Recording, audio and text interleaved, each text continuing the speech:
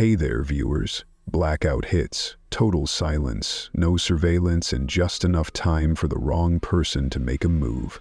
Ever thought about what someone might do when they know no one's watching? Drop your thoughts in the comments. Because today, prison guards are finally speaking up about what Diddy did in that darkness, and what they saw is nothing short of disturbing. Let's get into it. Chapter 1. The Whisper Shift. Most nights it's the hum that gets to you first. Not the noise from the inmates, not the yelling or banging or even the crying. It's that low, constant electrical buzz coming from somewhere in the bones of the building.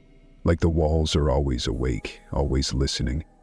MDC Brooklyn is a miserable place, no matter what time you walk in. But the night shift, that's where it seeps into your skin. It gets under the badge, under the vest. Some of us start counting the minutes before we even swipe in. Me, I stopped counting a long time ago. Name's Officer Ramos. Been working nights here over a decade. Seen all types. Killers who cry like babies. Wall Street guys who thought commissary ramen was beneath them. Gang leaders who go real quiet once the doors shut and the lights dim. There's a rhythm to this place if you know how to hear it. A pattern. So when something changes, even just a little, you feel it before you understand it. That's how it was with him. They don't tell us much when someone new comes in, not officially. But when Diddy, that Diddy, was processed and moved into E-Block, the whispers started right away. Not from the inmates, from us, the guards. We're not supposed to talk like that. We're supposed to treat every man like a number and keep it moving. But this one was different. We were told to keep our distance unless necessary. Not in writing, just in glances and shoulder claps. Don't get too close to that one of the sergeants muttered to me that first week. They watching everything around him. The man barely spoke, didn't yell like the others, didn't ask for extra favors. But at night, around 11 p.m., E-Block got different. Quieter than it should have been. Not peaceful, just off. Like everyone there was holding their breath. The lights would still flicker sometimes. They've been doing that for years. Power surges, faulty grid, nothing new. But something about the way those flickers hit the hallway outside Diddy's cell. It messed with your head. Some nights I swore I saw movement in the reflections. Not him. Something else. But you blink and it's gone. Then there were the complaints. One by one, inmates in the cells around him started requesting transfers. Nothing official, no forms, just casual comments during meal rounds or check-ins. The only sleep man just walks, circles all night. I heard whispering, like he was talking to somebody, but there ain't nobody in that cell but him. And then the weirdest one, smells like flowers one night, like oil and sweat and, I don't know, ain't right. I filed those notes, just like always. Most get ignored unless there's a fight or a death. This place doesn't run on caring, it runs on containment. It was around 9:47 p.m. when the call came through. Diddy doesn't get many, 1 or 2 a week, heavily restricted. The terminals are monitored, calls are timed and capped, everything is logged. But that night, something about the way the room got still when I looked at the screen. It felt wrong. The ID read. I froze for a second, not because I didn't know what it meant, because I did. We don't get to hear the calls unless flagged by the system or approved for review. This one, no red lights, no notifications, it just went through. I leaned back in my chair, cracked my neck, and clicked into the system. Nothing. Not even a full duration timer. It was like the system let it happen and then acted like it didn't. A few of the younger guards were out on sweep. One of them, Brooks, radioed in from Tier 2. Her voice was shaky, like she had a cold, or like she didn't want to say something too loud. I remember what she said, almost word for word. Sir, just saw inmate 91 comms. He's standing still in his cell, just watching the wall. Not sleeping, not moving, just watching. I told her to ignore it, log it, and keep walking. But something in my gut twisted a little. It was like that night the lights were trying harder to stay on. Around 10:30 p.m. I started writing a report. Not formal, just a kind of observation log, something to hand to the warden's desk in the morning, about the phone call, the log ID, and the complaints from E-Block. I didn't want to make it a big thing, just note it, so someone higher up could either squash it or explain it. That's when I saw it. A flicker in the far end of the block. Not like the usual dimming, this one pulsed. Once, twice, then stayed off. I radioed maintenance. Static. Then the lights over my own station dimmed, then popped back on, then off again. The emergency hallway light flickered, then died. The buzz, that low electrical hum I told you about, it cut off all at once, like someone yanked the plug on the whole damn building. Total blackout. No backup generators kicked in, no emergency system reboot, just nothing. The kind of silence that makes you feel like you're buried alive. I reached for the flashlight clipped to my belt and stepped out of the office. The beams don't go far in here. Walls too thick, corners too sharp. And that's when I realized something I'll never forget. E-Block, the one with the pacing, the whispers, the strange smells, the man who got a phone call from KW himself, was completely silent. Not quiet. Silent. Not a breath. Not a foot shuffle. No calls for help, no banging, no muttering. Just this stillness. Like the whole block had turned to stone. I stepped forward, light sweeping side to side. I passed the first cell, empty. Second, inmate asleep, arm hanging off the cot. Third, fourth, then I got to his. Diddy was standing in the dark, eyes wide open, looking right at me like he'd been waiting.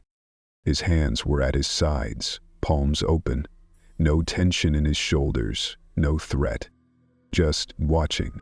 My light flickered once as I passed, and for a split second the glare caught something behind him. Writing on the wall, I couldn't make it out, just curves and scratches, maybe words, maybe not.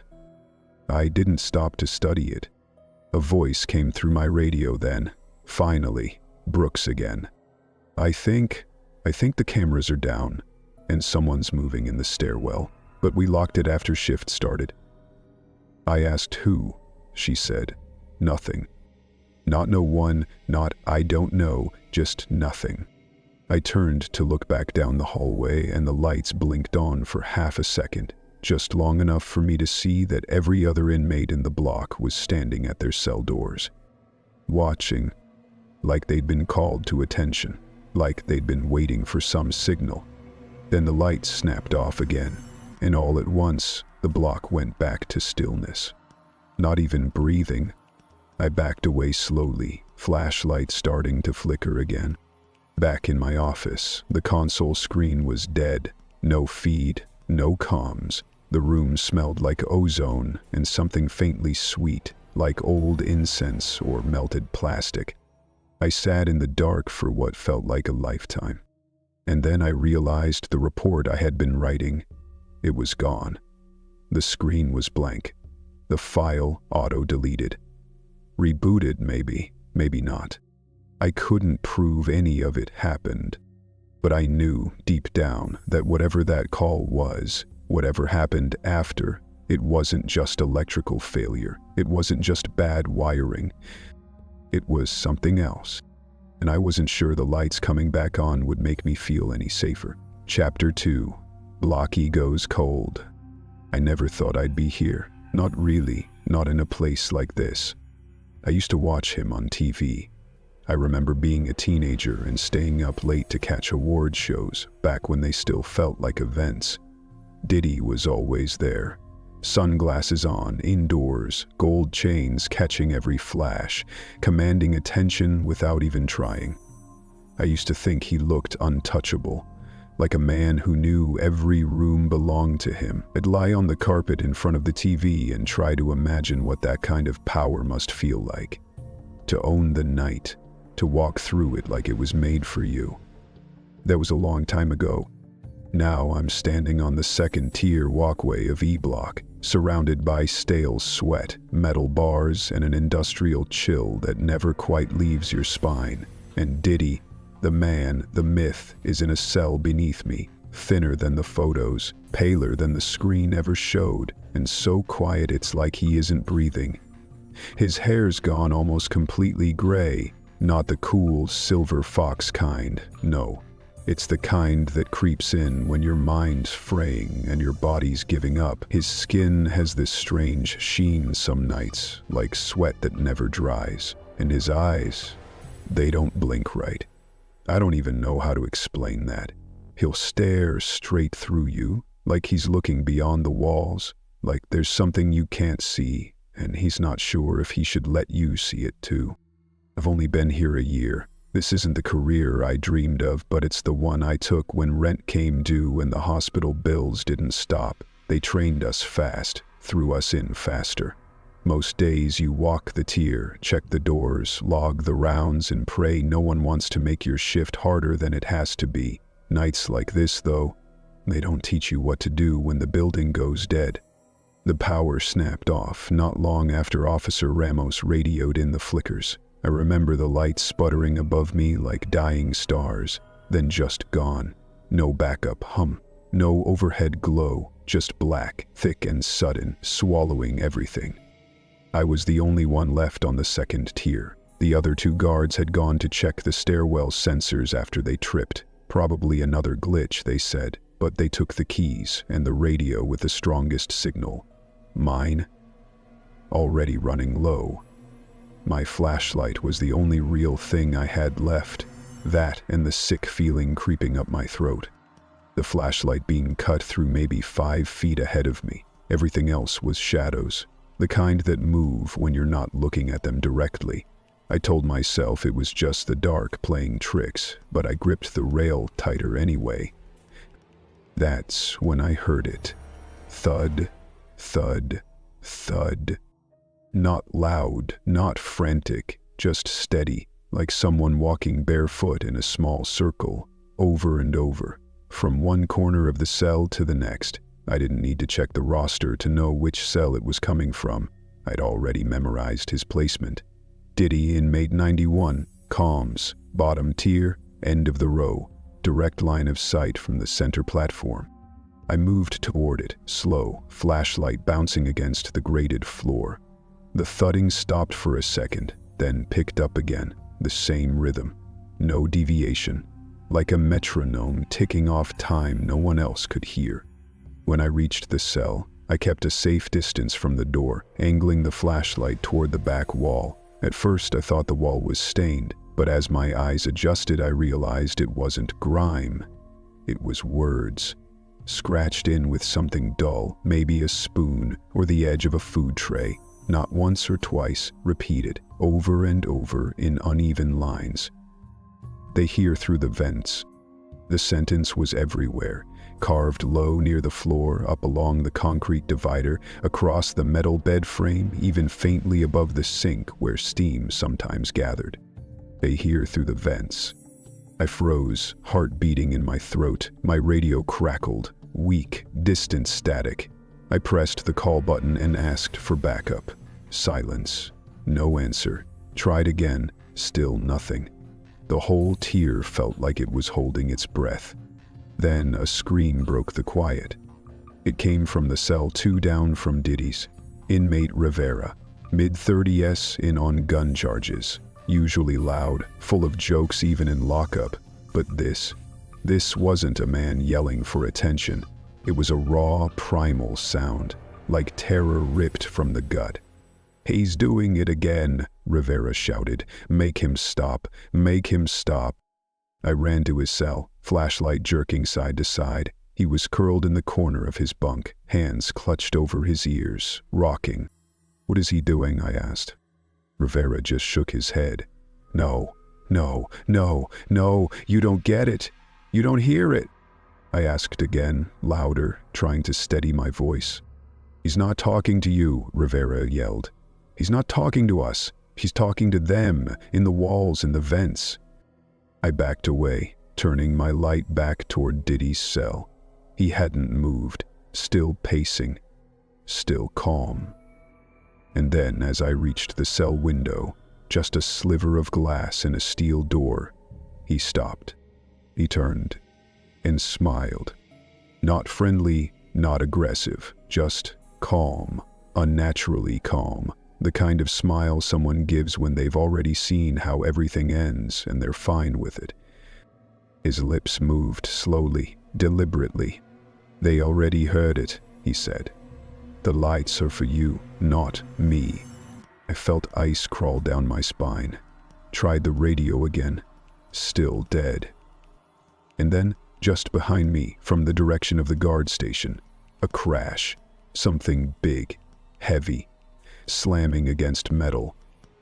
I turned fast, flashlight sweeping the catwalk. Nothing. No movement. No shadow.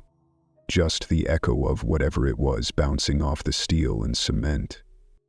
I ran toward the stairs, nearly tripping on my own boots. My fingers trembled as I reached for the call button at the base of the platform. Still no response. I looked up, tried to scan the hallway cams with my flashlight, but the monitors were dead. I couldn't tell if anything had even been recorded. The crash came from a spot where no one should have been. Not staff, not inmates. And the system? Down. As if it hadn't happened at all. I don't know how long I stood there before backup finally arrived, out of breath, confused, asking if I'd seen anything. I told them what I heard, what I saw. They logged it, said they'd check the footage in the morning, said the blackout must have scrambled the feeds, said maybe Rivera was having a mental break, that inmates act out when the lights go out. They didn't ask about the scratches on the wall. They didn't ask about the smile.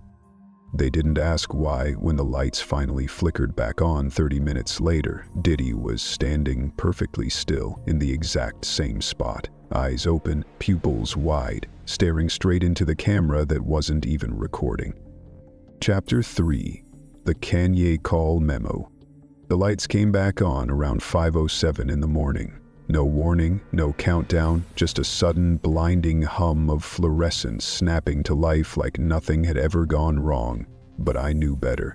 Anyone who's worked here long enough knows DC doesn't just glitch, it groans, it sighs, and sometimes it goes quiet in ways that don't sit right with a man's bones.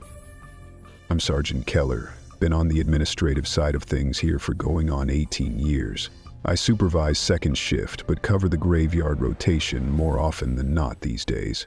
Paperwork, footage review, logistics, the kind of stuff no one wants to do, but everyone depends on. I'm the last person to jump at shadows, the first to calm a nervous rookie, and usually the only one left standing when all hell breaks loose. But this blackout? This one crawled under my skin before I even got in the door. When I came in, the overnight crew was a mess. Officer Brooks looked pale. I asked her if she was all right, and all she said was check the cameras. Officer Ramos didn't say much at all, just handed me a scribbled note, not an official report, and left without waiting for my reply. I've seen him deal with riots, suicides, even the time that one guy lit his mattress on fire with a spoon and a prayer. But today, he moved like someone had shown him a glimpse of something he didn't know how to unsee. Maintenance had already logged the blackout as another system fault, likely electrical, but two things didn't add up. First, none of the emergency backups kicked in for E-Block, even though every other wing lit up like clockwork. Second, at least 4 inmates from that tier, including one who never speaks unless threatened, requested transfers by 6 a.m. Not one gave a reason beyond, "don't feel safe" or "bad vibes." One guy, an old-timer in for mail fraud, refused to even get out of his bunk for count. Claimed he saw something moving in the vents. Not someone, something. I had to get to the bottom of it. Back in my office, I booted up the admin console and pulled the system logs from the past 12 hours. Most were what I expected, the usual anomalies, minor system restarts.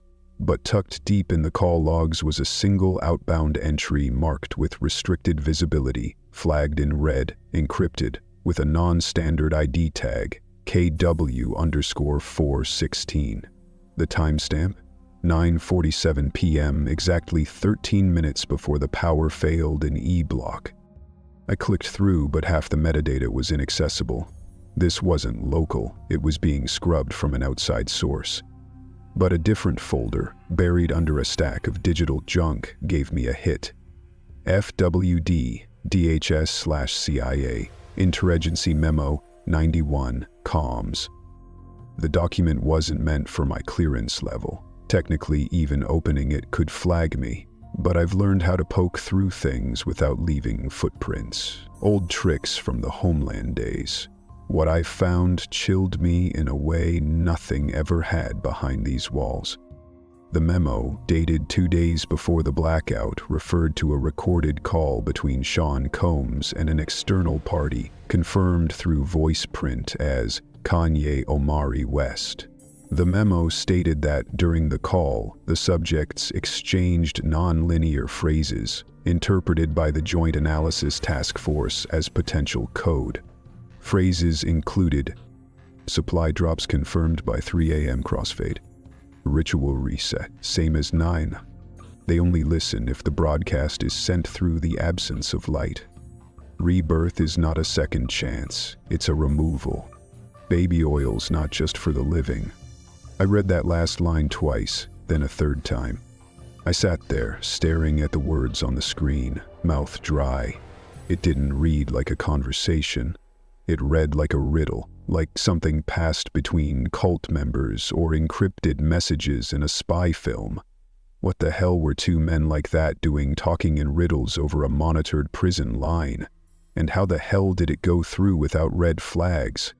The memo ended with a recommendation: monitoring subject comms for behavioral triggers coinciding with electromagnetic disruptions. It wasn't phrased like a casual note. This was formal, clinical, and vaguely threatening. I immediately placed a request for a sweep of Combs' cell, standard protocol after flagged activity, especially if there was potential for contraband, ritual materials, or communications tech. Within 15 minutes, the response came back. Access denied, clearance restricted. A file attached. High-level monitoring. Subject sealed. Contact agency Leon for authorization. I'd never seen a federal lockdown request placed on a single inmate cell search. Not in all my years. We've had gang bosses, cartel lieutenants, even a political asset or two, but no one ever got a restriction like that. They weren't just watching him. They were protecting something. I walked out of the office and made my way down to the break room where a few officers from the late shift were decompressing. I casually mentioned the sweep denial. That's when the story started to spill. Man doesn't sleep, one said. I mean it. We log him every few hours, never caught him lying down. Ever. Just stands there like he's waiting. He walks the same pattern every night, another added.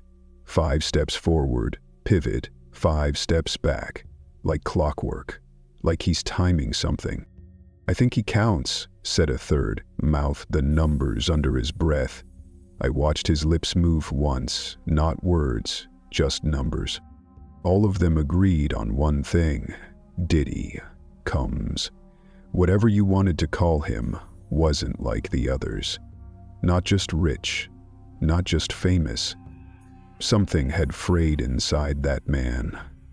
Or maybe something else had taken its place. Back in my office, I started charting the power fluctuations we'd logged in the facility since Combs arrived. We have them more often than we should, but there was a pattern. Every time he was scheduled for a monitored call or federal consult, every time the grid registered minor anomalies. Voltage shifts, ping delays, brief surges that corrected themselves too fast to trigger alarms. Always localized, always brief, always when he was communicating. And now the blackout. The worst we'd had in years, lined up exactly with a flagged call to a controversial billionaire artist whose own mental state had been questioned more than once. I ran the numbers twice, same result. I sat back in my chair, ran a hand over my face, and reached for the sealed mail folder in my inbox that I'd ignored earlier in the morning.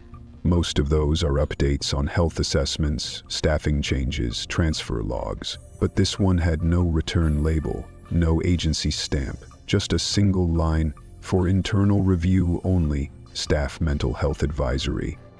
Inside was a scanned document barely 2 pages long, a note from Dr. Carlin, the in-house psych, whose office I'd passed earlier but hadn't yet spoken to. The message was concise. Subject Combs continues exhibiting signs of reality displacement, cognitive dissociation, and synchronized behavioral patterns tied to environmental cycles, light, temperature, sound. Recommend transition to Protocol 34B, spiritual isolation, including sensory deprivation, environmental control, and light management. Note: protocol terminology borrowed from 2009 pilot study, Black Echo Archive, classification sealed. Spiritual isolation. I stared at the phrase. It wasn't a term we used here, not in any training manual, not in any policy. It sounded like something out of a religious institution, not a federal penitentiary. Protocol 34B. Black Echo Archive? None of it made sense. None of it should have been in our system, and yet there it was, tucked between a cafeteria inventory update and a broken printer report. I looked out through the frosted glass of my office toward the hallway that led to E Block. The sun had finally crept over the skyline. The city was waking up. Traffic was beginning to hum. Birds were chirping again. And inside this building, under all that normalcy, a man who once ruled the music industry was pacing circles in a 6 by 9 foot cell, whispering into shadows, disrupting power grids, and exchanging cryptic phrases with one of the most watched public figures in the world. The lights were back on, but I couldn't shake the feeling that something else, something quieter, had taken their place. Chapter 4. The Thing in His Mattress. Riot. I don't scare easy, never have. Comes with the territory when you've been breaking up fights in cell blocks longer than some of these rookies have been out of diapers. My name's Officer Deshaun Tucker. Most folks in here just call me D-Train. Been at MDC Brooklyn over a decade. I've been spit on, swung at, bled on, even had a shank miss my kidney by half an inch back in 17. Still clocked in the next day. This job don't care if you're scared. This place runs on routine, and routine runs on people like me not flinching when things go sideways.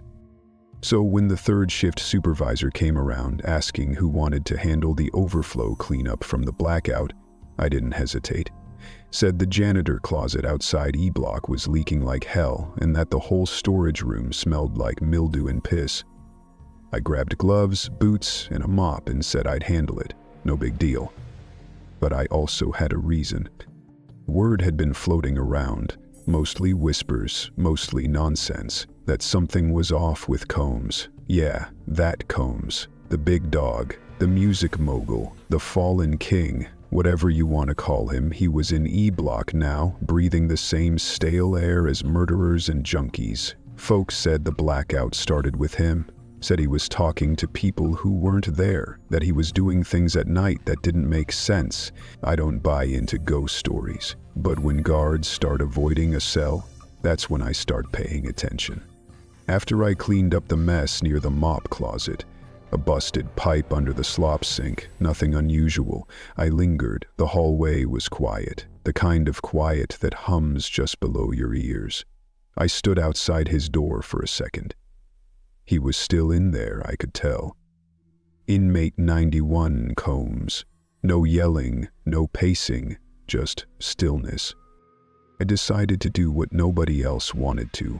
Said I was running a contraband sweep, standard post-blackout procedure. Didn't need approval technically. Sometimes we find shanks or broken electronics, sometimes just extra commissary stashed in shoes, but I wasn't looking for snacks. I radioed for a second guard and a supervisor to be present, protocol even if most people bend it.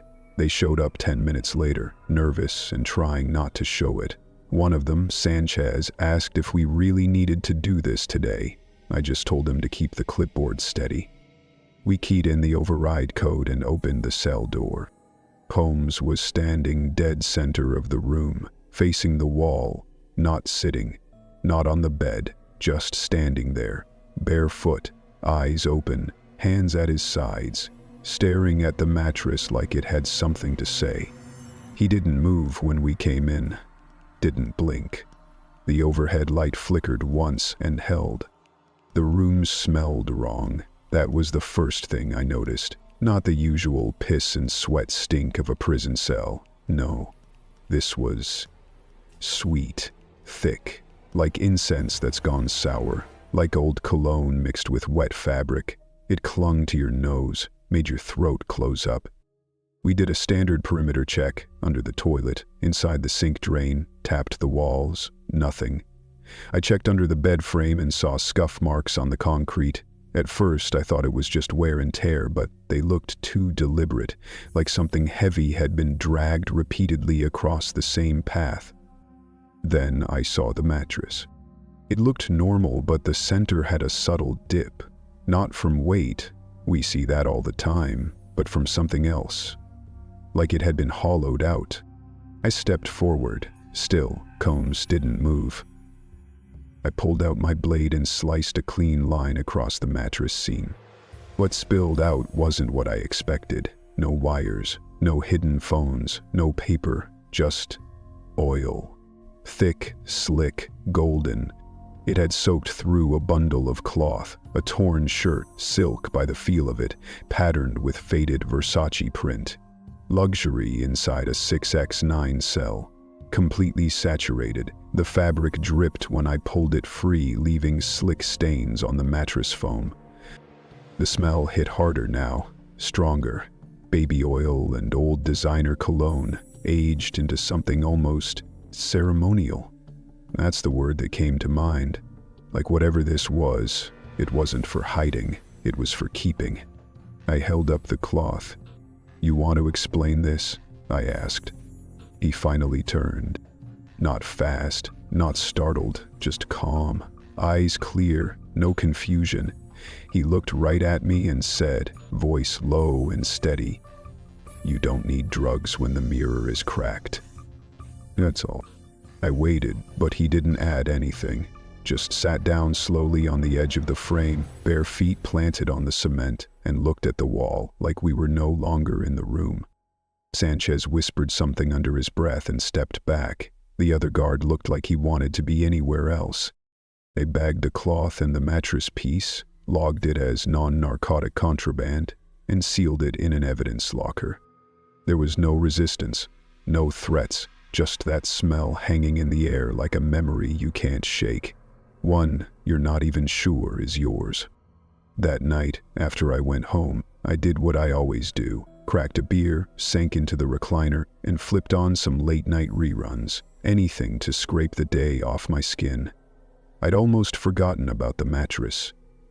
Almost. Until the phone rang. It was late, maybe close to 2 a.m. I thought it might be my kid. He's in college out in Arizona. Or maybe the overnight supervisor calling about a report error. I grabbed the phone, didn't even check the number. Just answered. Nothing. No static, no voice, just silence. Not even the usual hum of a line being open.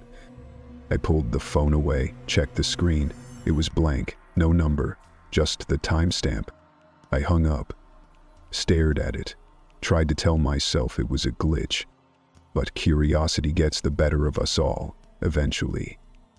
I called in a favor the next morning. Guy I know in IT runs back-end logs when he's not fixing coffee machines. I asked him to trace the last incoming number to my phone, told him I thought it was spam or maybe a prank. He didn't ask questions. When he got back to me, his voice was tight. "Dishon, you sure you want to know?" "Yeah," I said, already knowing I wouldn't like it. It came from the facility, one of the inmate terminals. He didn't have to say which one.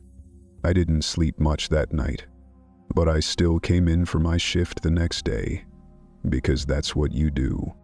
Locker room was empty when I arrived. Early, just me and the hum of the vents. I opened my locker, and there it was. A single piece of folded paper, no envelope, no name. Just a message written in shaky, careful pen. Don't let the blackout reach you. Watch your vents. No signature. I stood there a long time, paper in hand, scent of cheap cologne still in my nose, and wondered. Not about who wrote it, but when. Because I checked the security logs later. No one had entered the locker room after me the night before. Not staff, not inmates, no one. At least, not anyone the cameras caught. Chapter 5. Unrecorded. I've always said that if something strange is going to happen in a place like this, it'll start with the cameras. Not the screaming, not the fights, not the lights going out. It's the cameras that know first. The hum of data in the walls, the quiet eye that never blinks. Problem is, most people don't pay attention until it's already too late. But me, I live in the footage. I breathe in corrupted feeds and blank frames. That's my kingdom. Names Officer Maynard, tech staff, CCTV system maintenance. Not a flashy job, not one people think about unless a brawl breaks out or someone needs proof of who started what. But it's a quiet gig, and it keeps me out of the mess. I've never liked the noise of this place. I like the silence in the control room, the soft whir of the playback machine, the light flicker of monitors. There's a rhythm to it, like a heartbeat no one else hears. But even I felt something break during that blackout. It wasn't just power loss. That happens. Not often, but enough that we've got checklists, backups, and protocols. But this one lasted too long. Hit too clean. No residuals, no system lag before the drop. Just darkness, sudden and absolute. It shouldn't have knocked out our local storage. But when I came in the next morning to start archiving the overnight footage, the logs were empty. 4 hours, gone. The official record says the blackout began at 10:01 p.m. and the backup grid restored power at 2:06 a.m. But during that entire window, every block's camera feed was corrupted. E block, C block, the corridor junctions, the main hallway, all of it was static or black frames. Every section, except one. Hammer 12E. That one faces directly into the cell block corridor of E tier. The outer view, not inside the cell, but it catches shadows, movement, enough to verify counts and log disturbances. It shouldn't have survived the outage, but when I clicked into its data stream, the file loaded. The footage wasn't clean, it was jittery, out of sync, but it was there. 4 hours of distorted gray static, interrupted by brief flashes of image. I increased the contrast, sharpened the layers, ran noise reduction, frame by frame like peeling back skin. And then I saw it. 9:48 p.m. moments after the call. Diddy Combs is visible just at the edge of the hallway frame. He's standing in his cell, not moving, perfectly still.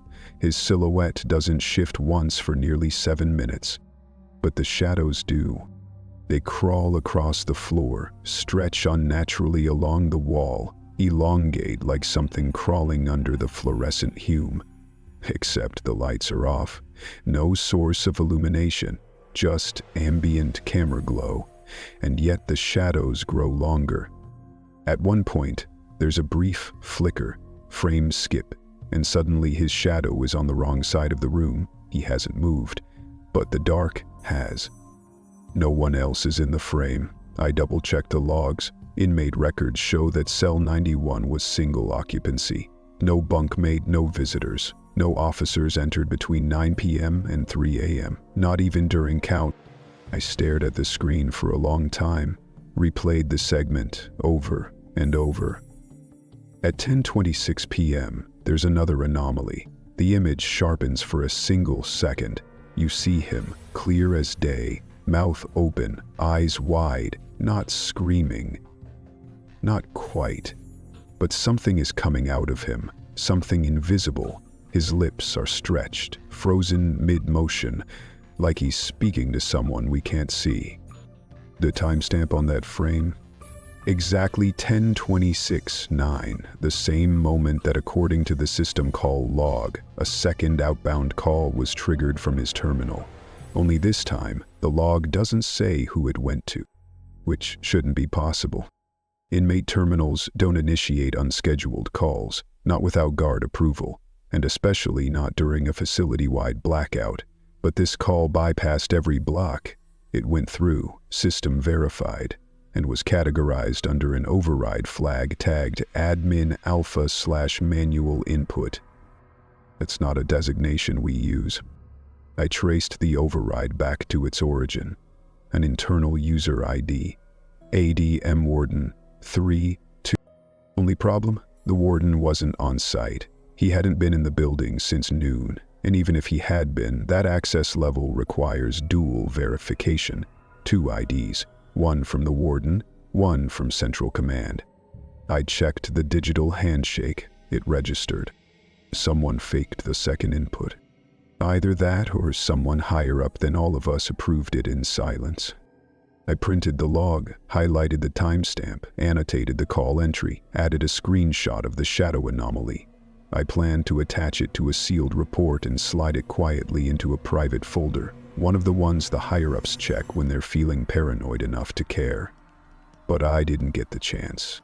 Because when I came back the next morning, the printer was empty, the folder was gone, the log erased, the file I'd saved to my external partition had been overwritten. Not deleted. Overwritten. That's harder to do. You have to want it gone. I went straight to my supervisor. He's been here longer than me. Old guy, used to be NSA before he retired into this post-prison life. He didn't seem surprised. Just rubbed his temples and leaned back in his chair, like I'd told him the sun came up purple. "Some prisoners are just containers," he said, almost like it was a quote. "You start poking around too much, you forget that. It's not about them, it's about what's in them." I asked him what that meant. He just shook his head. "If you have to ask, you should stop asking." I didn't bring it up again. That night I went home early. Unplugged everything. No laptop, no phone. I sat in the dark, drank a beer that didn't taste like anything, and tried not to think about the camera. Tried not to think about the silence in that room, the shifting shadows, the open mouth frozen in that strange, strained shape. But of course, I couldn't help it. It stayed in the back of my brain like a hum, like the old monitors when they were left on overnight, whining in a pitch you can't quite hear unless you're alone. The next morning, I found it. An envelope, plain. No stamp, no name, just shoved under my door sometime between 2 and 6 a.m. Inside was a single photograph, glossy print, like someone had developed it in a real darkroom. It was Combs.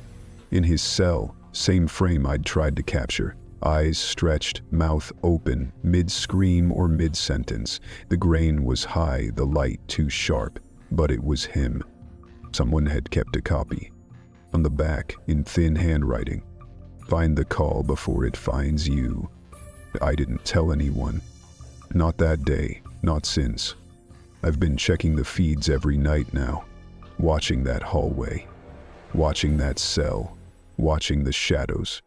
And I swear sometimes when the lights go dim just a little too early, I can see his outline there. Not moving, not sleeping, just waiting. Chapter 6. The Isolation Order.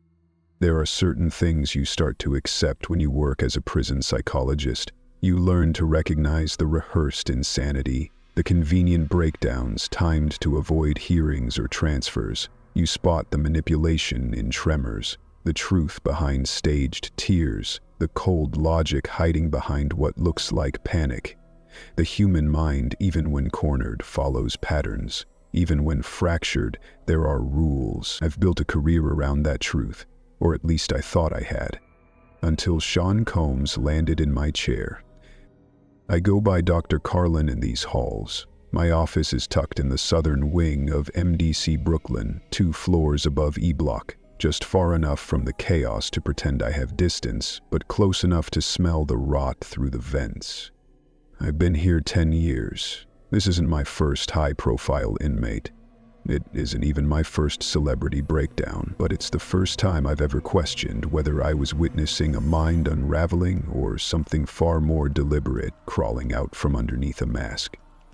The first session was uneventful. Combs sat across from me in silence. He declined water, declined to speak, but his eyes never left mine, not once. It wasn't hostility, it was worse. It was interest, a kind of still, patient curiosity, like a man watching a rat try to figure out a maze he already built. The second session, he spoke. Not much, but just enough to lodge something under my skin. He didn't answer questions, he posed them. Do you know what it feels like when your name isn't yours anymore? He asked it with no emotion, no build-up, just dropped it in the middle of a conversation about childhood trauma, like he was talking about the weather. I asked him what he meant. He smiled, that slow, unreadable smile the guards had started whispering about. I used to be a name, he said. Now I'm just the echo it left behind. I noted derealization, dissociative phrasing, potential psychotic break. But I also noted his posture. Perfect. His voice measured. His pulse calm. No stammer. No twitch. No sweat. It didn't match. And then there were the other symptoms, the ones the guards began reporting more frequently as the days passed. Combs refused to bathe except on odd-numbered days, not when ordered, not when scheduled, only when the calendar date was odd. When pressed, he once muttered, "Even days are for watching, they see clearer on evens." He began whispering to corners of his cell, not at the camera, not at passing guards, but toward areas no one could see. He crouched sometimes, hands cupped like a child holding a secret, murmuring things the officers couldn't make out. When asked who he was speaking to, he only smiled. During one health check, he refused to step into the hallway, said the light was wrong. "It's their light now," he said, "not ours." I started logging these symptoms, filed them under a growing report flagged for potential psychiatric escalation. We have a system in place, not quite a 5150, but similar. If I determine that an inmate poses a danger to himself or others due to mental instability, I can initiate a transfer for deeper evaluation. It's rare, it's serious, but I believed it was warranted. I submitted the request. Less than 24 hours later, I received a denial, not from the warden, not from my department head, from a federal protective custody channel I hadn't used since early COVID. The file was marked classified. No explanation given, just a note at the bottom. Subject is under high-level monitoring. Do not pursue transfer at this time. I stared at the line for almost an hour.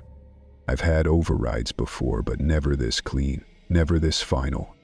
Later that evening in the staff lounge, another psychiatrist slid into the chair across from me. He looked nervous, fingers twitching on the table, eyes scanning the hallway. He didn't speak for a long time. When he did, it wasn't what I expected. "He's not the only one who got to the call that night," he said. I asked what he meant. "There were 3 anomalies logged," he continued. "Combs, 1 in C block, 1 in the admin server room, all tied to the same time." He didn't elaborate, just stood and walked away, leaving his untouched coffee behind. When I tried to follow up the next day, he was out. No explanation. His office locked, his nameplate removed by the end of the week. That's when I started to reconsider what we were dealing with.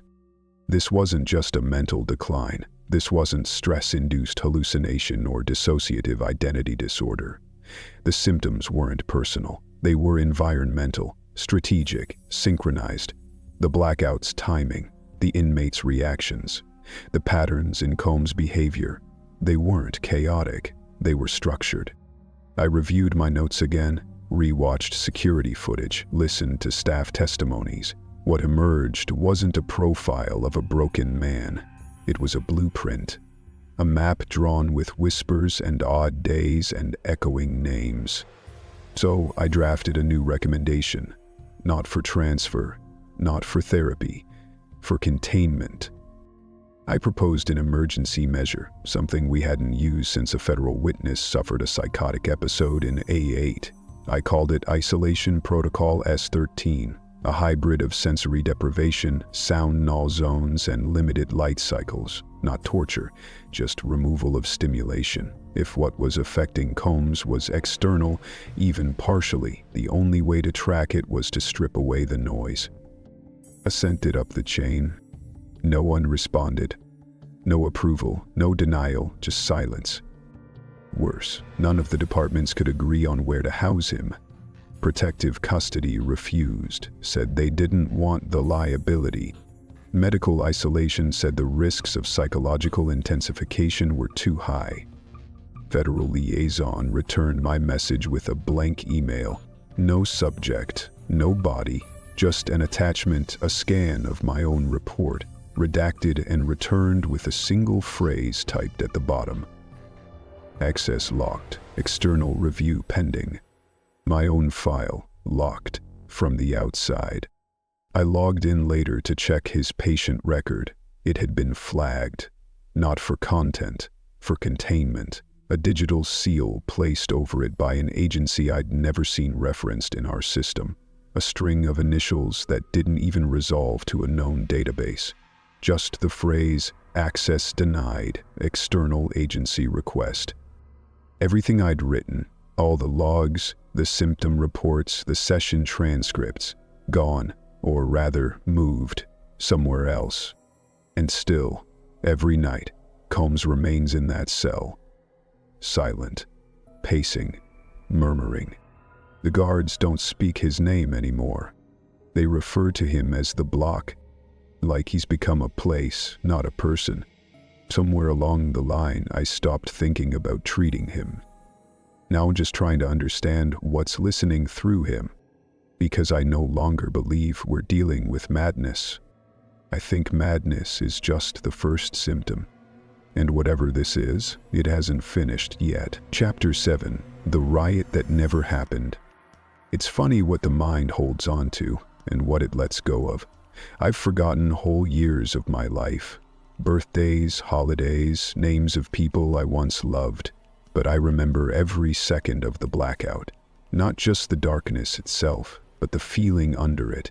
The pressure in the air, like something old and heavy had been let loose and was crawling along the walls of this place, dragging its breath behind it. I've been trying to forget it ever since, but this building won't let me. I'm Officer Ramos. I've worked at MDC Brooklyn longer than I care to admit. People joke I've become part of the concrete, and maybe that's not far from the truth. I've seen it all. Fights, fires, suicide attempts, hunger strikes. But what happened in E-Block that night, what keeps happening, if we're being honest, isn't something that can be explained on a form or filed under protocol. It's not even something you can talk about out loud without watching the corners of the room like they might answer back. I've kept my head down since that night, watched the cameras, read the reports, logged my rounds. I pretended I didn't see what I saw. I didn't question the strange gaps in footage. I didn't press when my written observation about the KW call disappeared from the drive. I didn't even argue when they shut down Deshaun's sweep report like it never happened. Like there was no baby oil-soaked Versace, no smell of rotting incense, no dead flashlight beams sliding across Combs' unblinking eyes. But silence wears thin when it rubs against guilt. A week after the blackout, I started digging. Not openly, just asking quiet questions in places where the echoes don't travel. I asked one of the older guards if anything unusual happened during the outage. He just laughed. The kind of laugh that tries to sound casual and doesn't quite make it. You mean besides the power cutting out for 4 hours in one of the most secure buildings in the city? He said. Nope, everything's peachy. But his eyes told a different story. It was another guard who cracked first. Younger guy named Willis. barely 2 years in. He came to me while I was checking the outer corridor logs, eyes darting behind him like someone was following.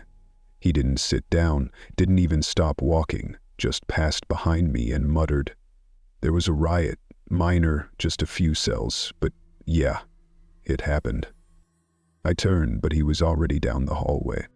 Later, I caught up with him in the supply corridor. He looked like he hadn't slept in days.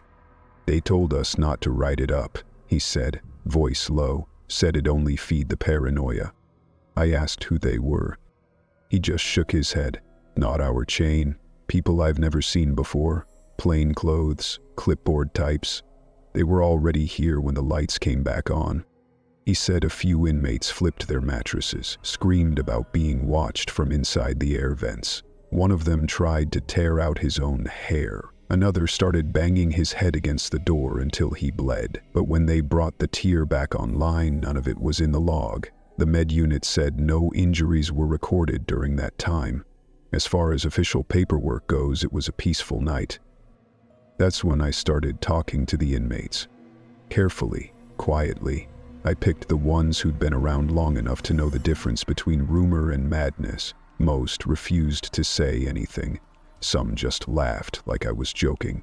But one, a soft-spoken lifer named Ellis, finally answered.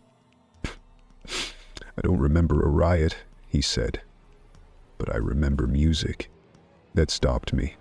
"Singing," he clarified, "like funeral music, slow, low, from his cell." He didn't say Con's name. He didn't have to. He said it wasn't English, might not have been any language at all, but the melody stuck in his head. He said it felt heavy, not loud, just heavy, like it was vibrating inside him, even after it stopped. He said it reminded him of the hymns his grandmother used to hum while sitting alone in the dark. I pressed him gently, asked if he remembered when it started. "Same time the lights died," he said, and stopped just before they came back. I asked what else he remembered. He hesitated, then said, "I think it was just him singing, but it didn't feel like it was just him in there." I left it at that. Then I heard the story about the jumper. One of the guards from B tier told me in passing. Said a guy from E block, young inmate, name redacted in our system, tried to leap from the upper tier during the blackout. Didn't make it, just crumpled on the walkway, no major injuries, but when they got to him, he wasn't speaking English or anything else they could recognize. Just babbling, fast, over and over. The guard said they transferred him out that night. Didn't say where. Didn't leave a forwarding file. His bunk was cleared the next morning and his name vanished from the list. Nobody's seen him since. All of this would have just been rumor if it weren't for what I found in the archive. There's a folder on the internal drive, hidden but not very well, labeled event_pending. It only had one file, a corrupted audio clip, 6 minutes, mostly static. But about halfway through, there's a sound. It's faint, almost musical. Not words, not melody, just tone, low and rhythmic, like humming. I didn't play it twice. At that point, I started writing, not reports, personal notes, a timeline, a theory, everything I'd seen, heard, suspected. I thought about sending it out anonymously, a leak, maybe to a journalist I trusted once. But then I remembered Officer Halpern, a good man, worked here 15 years, quiet, sharp, filed a whistleblower report in 21 about inmate abuse in the old D block. He did everything right, used protected channels, documented his findings, submitted clean. 2 days later, he was found unconscious in the staff showers. Massive concussion, broken ribs, slipped, they said. He never came back to work, never filed another word.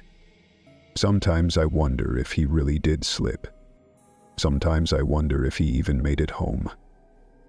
So I kept my notes to myself, saved them to a flash drive I don't plug in anymore, buried the thing in a drawer behind old letters I never mailed.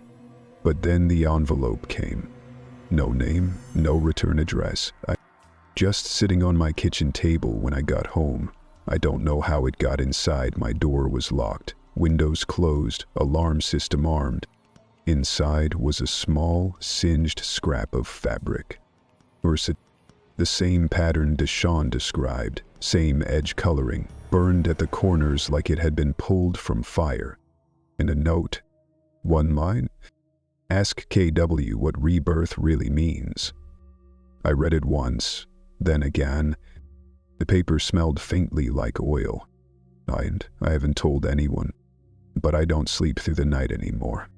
And sometimes when the lights flicker in my building, I swear I hear humming through the vents. Chapter 8. And then the lights came back on.